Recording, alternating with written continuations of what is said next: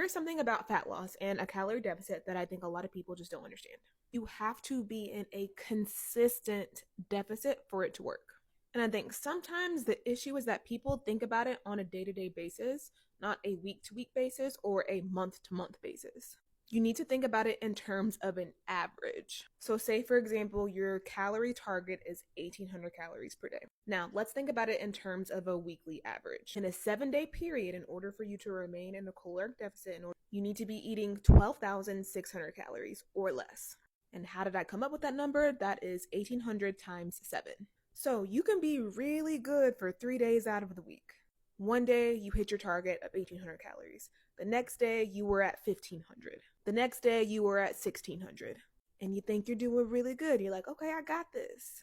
I was even below my calories for a few days, so I'm good.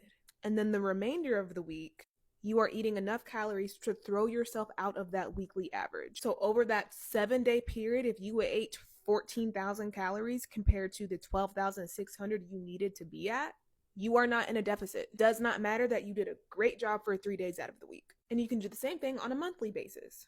And I ain't about to do all that math because math is not my strong suit. But whatever that number ends up being, you need to make sure that you stay at that number or below in order for you to be in a deficit, in order for you to see results. It does not matter that you did an amazing job 15 out of 30 days. But if the other half, you ate enough to throw you outside of that number, you're not in a deficit, you're not going to see results. And then you need to string week after week, month after month. You need to string those all together to continue to see results.